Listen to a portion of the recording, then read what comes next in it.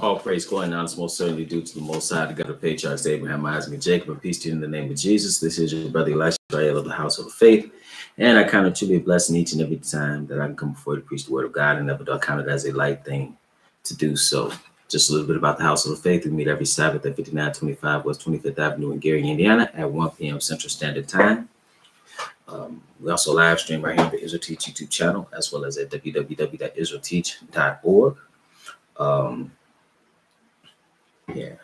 As I also like to say, I know I texted you earlier, but to Leo and to his wife, I just want to say thank you for helping me out. I truly appreciate it. As well as shout out to that brother Eula. I talked to him, I don't know how long today, maybe an hour. It's a good brother. And with that, brothers and sisters, I want to get right into today's topic. And the topic is the Great Tribulation. It's going to be one part. I'm going to break this up. But, you know, if you look at what's happening in the world, it can't make you think, or should make you think, about what's to come in regard to prophecy. And we are closer and closer to the time that is known as the Great Tribulation, that occurs prior to the second coming of the Messiah. And the Bible clearly lays this out. You know, that's the subject matter of this book. For then shall be great tribulation. Okay. And it's important that, you know, what you need to know is laid out before you so you can access it. And that was my intent in writing this book, so that it could be in a very accessible way to where you could access it. You know, you know what to do. You know what's about to happen. You know what moves you need to make. Okay. So now we want to do peace to you, brother Nicodemus. And we want to just go through. Well, I'm gonna go through it. And like I said, it's gonna be in one part. I'm gonna, Lord willing, pick it up the rest of it tomorrow. All right, so we're going to pick it up in Matthew, the 24th chapter, because in this, the gospel according to Matthew, peace to everybody that's listening, in the gospel according to Matthew, we are told about the second coming of the Messiah and what's going to happen prior to his coming. So after the Messiah showed the temple and the buildings of the temple, his disciples come unto him, because he said that there were going to come a time where there's going to be in verse 2, he tells them in Matthew 24:2, he says, see ye not all these things? Verily I say unto you, there shall not be left here one stone upon another that shall not be thrown down. Okay, so now they want to know what's going down. So what's going to happen. So it says in verse 3, and as he sat upon the Mount of Olives, the disciples came unto him privately, saying, tell us, when shall these things be, and what shall be the sign of thy coming and of the end of the world? Okay, so it's like almost like a twofold thing. So because initially they were responding to him telling them that the temple was going to be destroyed, and it was destroyed in 70 AD, right? Jerusalem was going to be besieged by the Titans and the Romans, and it was razed to the ground. When you read the accounts of contemporaries, it tells you that it was like the temple was not even there. You should consider that when you think about that Wailing Wall. That's tomfoolery. But anyway, nevertheless, he says, and as he sat upon the Mount of Olives, the disciples came unto him privately, saying, tell us, when shall these things be, and what shall be the sign of thy coming and of the end of the world? So they also put that with the end of the world. See, the end of the world is beyond even us, right? So and it's the end of the world as we know it. But verse 4, he says, and Jesus answered and said unto them, take heed that no man deceive you. So the first warning that he gave was the warning about deception. And he says, for many shall come in my name, saying, I am Christ, and shall deceive many. In other words, people were going to come saying that he was indeed the Messiah, right? But they were going to deceive many. And you see that today, right? You see people talking about the Messiah, we call it Christ, right? But they're saying something about him that's not found in the text, right? For example, the idea that he loves everybody. That's not true. The idea that he came to do away with the law. That's not true. The idea that he came and died on Good Friday and rose Easter Sunday. That's not true. That he was born December 25th. That's not true. That he came to make you rich. That's not true. That he came to take you to heaven with him. That's not true. Right? That he's a European man with blonde hair and blue eyes. That's not true. So it says, for many shall come in my name saying, I am Christ, and shall deceive many. So they're not denying him, but they're denying him in regard to the doctrine that they teach pertaining to him. Right? So that's how you get deceived. That's what they're doing in these Christian churches. Right? So he said, ye shall hear of wars and rumors of wars. See that ye be not troubled, for all these things must come to pass, but the end is not yet. So you're going to hear wars and rumors of wars, right? If you think about what the Pope, when I talk about it in this book, Pope Francis has stated that World War III has already started. He stated that World War III has already started in the form of a piecemeal war. He said, but verse 7 says, for nation shall rise against nation and kingdom against kingdom, and there shall be pestilence. We said there should be famines and pestilences and earthquakes in diverse places. So you're seeing all these things already. And these things are just going to increase. And what does he say? He says, all these are the beginning of sorrows. He said, this is just the beginning. He says, then shall they deliver you up to be afflicted and shall kill you. So now you should understand that around the time that the gospel was being preached, right? And around the first century, you saw all kind of persecution. You read about the persecution and you read the Acts of the Apostles, right? And the persecution increased as the gospel was spread throughout the world. Well, prior to his coming, it's going to be like that again. And it says in verse 10, and then shall many, so verse 9, it says, then shall they deliver you up to be afflicted and shall kill you, and he shall be hated of all nations for my name's sake. If you think about what the apostles were happening to them, someone was killed, they were put in prison. You look at what happened to Paul. He said, and then shall many be offended and shall betray one another and shall hate one another. Then he says something, and many false prophets shall rise and shall deceive many. That's what's happening right now. Peace to you. Peace to everybody that's listening. That's what's happening right now. That there are false prophets everywhere. False prophets everywhere. From here to Nigeria. Boy, I tell you, they take it to a whole nother level out there. You know, I saw a video where a man, I guess somebody died. He was trying to raise. There's been a couple of them. They saw themselves raising people from the dead, right?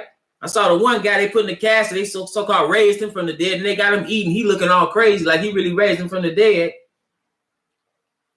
Even if he did raise him from the dead, what is he preaching? You understand? Just because listen, the Egyptian magicians had power, but it wasn't from God. But that was just a scam.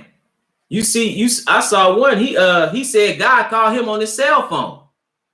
God called him on his cell phone. Then you got some that's just taking advantage of the women. They got massive followers, right? But they just looked over here and just took the scam to a whole nother level. But it says in verse 13, but he that shall endure unto the end, the same shall be saved. You have to endure. It's not about you just getting on the road of salvation and getting on this path, and then when you suffer a little persecution for his name's sake, getting off. No, you got to stay the course, even if it means your life.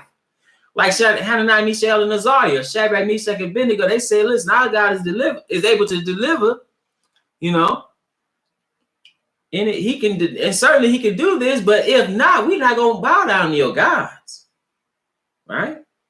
Jesus himself said, take up your cross and follow me. So now this is verse, let's see.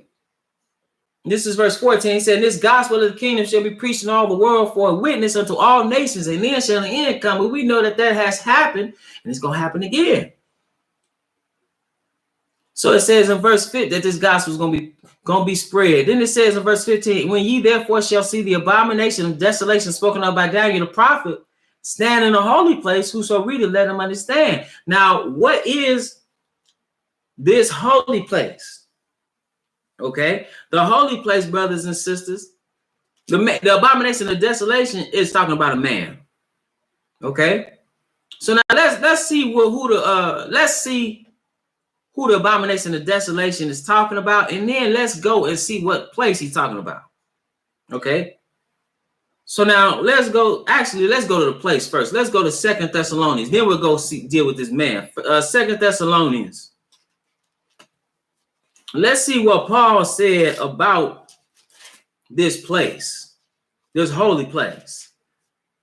Okay, because somebody gonna stand in the holy place. And what was the holy place? The holy place, brothers and sisters, is where the temple was. Let's see what Paul said pertaining to the same subject matter, the return of the Messiah, the Mashiach. This is 2 Thessalonians 2 and verse 1. It says, now we beseech you, brethren, by the coming of our Lord Jesus Christ and by our gathering together unto him, that ye be not soon shaken in mind or be troubled, neither by spirit, nor by word, nor by letter as from us, as that the day of the Christ is at hand. So he's saying, listen, y'all up in arms, but y'all should understand that something has to take place prior to or before the second coming of the Messiah. He said, let no man deceive you by any means. So he's warning about deception. Just like the Messiah in Matthew 24, you read he was warning about deception. So he says, let no man deceive you by any means, for that day shall not come. What day? The day of the Lord. It says, and that man of sin be revealed. Excuse me, verse 3, it says, let no man deceive you by any means, for that day shall not come, except there come a falling away first. Okay, so now you got to have use a falling away. Falling away from what? Falling away from the truth, apostasy. Then he says, and that man of sin be revealed, the son of perdition. So the man of sin is going to be revealed, the son of perdition. That's that abomination and desolation. Now let's see what he's going to do. Verse 4, who opposeth and exalted himself above all that is called God or that is worshiped, so that he as God sitteth in the temple of God, showing himself that he is God. So what is this man going to do? He's going to sit in the temple, brothers and sisters. That's the holy place. You got to think, well, what temple? There's no temple there. Like as I stated earlier, it was destroyed in 70 AD by Titus and Romans. Again, I mentioned the accounts. You can read it. It's like it says like there was no temple there. It was as if there was no temple there. That's how much destruction took place. Jesus himself said there will be not one stone upon another that shall not be thrown down. So now, but here Paul is talking about a temple. It has not been a temple in Jerusalem since 70 AD. But brothers and sisters, if you do a little research, if you do a little research on the third temple and news search in Google, you will find out that there is a great push to build a third temple. And they have everything for the third temple already. I remember some years ago when I mentioned this might have been nine years ago. I was on here and then this one congregation, I guess they were mocking what I was saying about the temple. You know, they did a whole video mocking me, but you see it happening. Look at the temple, research the Temple Institute. They have all the instruments, everything you need for sacrifice. They have all of it. Now you got politicians. I just read an article the other day. Politicians pushing for the third temple. They have a school for their so-called Kohanim or the priest that's going to go in the temple and minister. They already have everything that they need. So he said, who opposed and exalted himself above all that is called God or that is worshiped. So he is arrogant, he is puffed up. Then it says, so that he as God sitteth in the temple of God, showing himself that he is God. He's going to be in the temple. That's why I said, when you therefore shall see the abomination of desolation spoken of by Daniel the prophet stand in the holy place, which is the temple, whoso readeth, let him understand. Now let's go back to the book of Daniel. See, so it's foolishness to do away with the Old Testament when the New Testament, first of all, is built upon what was written in the Old. And here you got verses explicitly telling you to go back to certain verses in the scriptures in the Old Testament. This is Daniel 11th chapter, and we want to pick it up at verse 36 because here it's telling you about this man. This is This is Daniel, the 11th chapter, verse 36. It says, Daniel 11, verse 36. This is about the abomination of desolation. It says, and the king shall do according to his will. Now, he's called a king. It says, he shall exalt himself and magnify himself above every god, right? We just read in 2 Thessalonians about the blasphemy that he was going to engage in, right? We read that. It won't hurt to read that again. It says, who oppose, 2 Thessalonians 2 and 4 again, said, who opposeth and exalted himself above all that is called God, or that is worship, so that he as God sitteth in the temple of God, showing himself that he is God. All right. So it says back in Daniel 11 chapter, verse 13, or verse 36, it says, and the king shall do according to his will, and shall exalt himself and magnify himself above every god, and shall speak marvelous things against the God of gods, and shall prosper till the indignation is determined. Indignation be accomplished, for that is determined shall be done.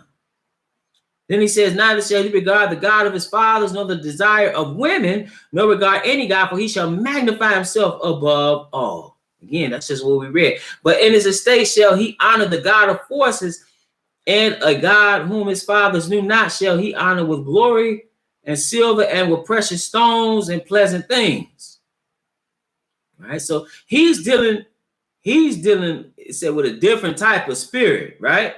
Then it said, thus shall he do in the most strongholds with a strange God, whom he shall acknowledge and increase with glory, and he shall cause them to rule over many, and shall divide the land for gain. So now we're going to come back here later in Daniel 11, not right now, but I'm talking about later in this series. And now let's go to Daniel the 7th chapter, because here we reading about this same guy. Here Daniel is prophesying about him here. It says in Daniel the 7th chapter in verse 24. And it says, verse 25, it says, and he shall speak great words against the Most High, and shall wear out the saints. So now this man is wearing out the saints, brothers and sisters. The criteria of a saint is to have faith in the Messiah and keep the commandments. That's the criteria the Bible gives you for a saint. But it said this man is going to make war. It says, and he shall speak great words against the Most High, shall wear out the saints of the Most High. So he's going to be persecution, right? It says, and they shall be given, well, it says he shall wear out the saints of the Most High, and think to change times and laws. So he's changing times and laws. And they shall be given into his hand until a time and times and the dividing of time. How long is that? Time is 1, times is 2.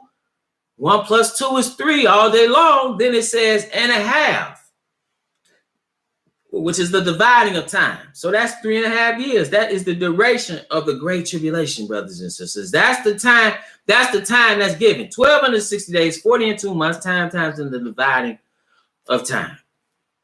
This book has a timeline in it where you can see that. Okay. Let's go to Revelation, the 13th chapter. Revelation, the 13th chapter. Because John the Revelator tells us also about this man of sin that's going to rise during this time. And like I said, he's going to be dealing with a strange God. The God he's going to be dealing with is the God of this world. Okay? That's what it is. So now we should understand that this empire that's being rebirthed, okay, right now in Europe. Let's just read that. I'm still in Revelation, the 13th chapter. Revelation, the 13th chapter, in verse 1. It says, and I stood upon the sand of the sea and saw a beast rise up out of the sea, having 7 heads and 10 horns, and upon his heads the name of blasphemy. Okay, so now that sea represents the people, brothers and sisters. And this beast is the reunification of the Roman Empire. Just so you notice, let's look at the beast. because it says, and the beast which I saw was like unto a leopard, and his feet were as the feet of a bear, and his mouth as the mouth of a lion. And the dragon gave him his power and seat and great authority. Now, what do these beasts represent?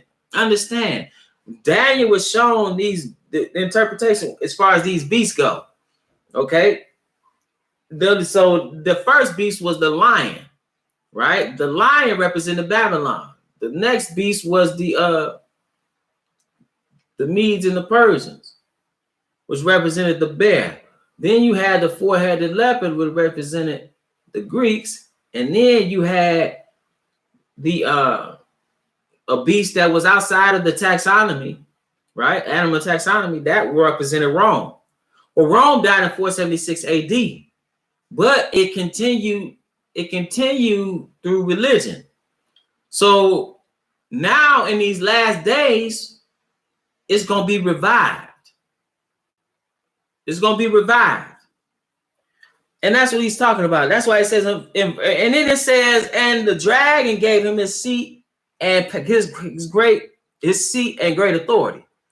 And the dragon gave him his power and seat and great authority. That's in verse 2. So now Satan, just like in these other kingdoms, Satan is going to be there giving power. Then it says in verse 3, and I saw one of the heads as it were wounded to death. Right? I said it died in 476, but it's going to be revived. And it said his deadly wound was healed, and all the world wondered after the beast. Like I said, so now it's revived, and you see it being revived through the European Union. It may very well be called something else, but the foundation or the establishment or the revival is already taking place. It's already taking place. People think that this, when they read about this, they think it's talking about, some people think it's talking about America. America, this is not talking about America. This is talking about what's going on. You don't see America specifically in prophecy. You don't. I've even mentioned that. I've had people have it to concede that yeah, you can't say that, but then try to say, well, try to come up with something else. No, it's just not there. So that lets you know that in some form of fashion, it's not going to be the world power you think it is right now. So that's just what it is. Now let's go to we still in Revelation, the 13th chapter. I want to go right into the 11th verse. Actually, I want to pick it up at verse 12. It says, and he exercises all the power of the first beast before him and caused the earth and then was dwell therein to worship the beast whose deadly wound was healed. So you worship in a system ultimately. And it says, and he do a great wonder so that he make a fire come down from heaven on the earth in the sight of men. Like I stated earlier, just because you can raise somebody from the dead, that don't mean this man is raising somebody from the dead and he is evil. He is wicked. I mean, he is doing miracles, I should say.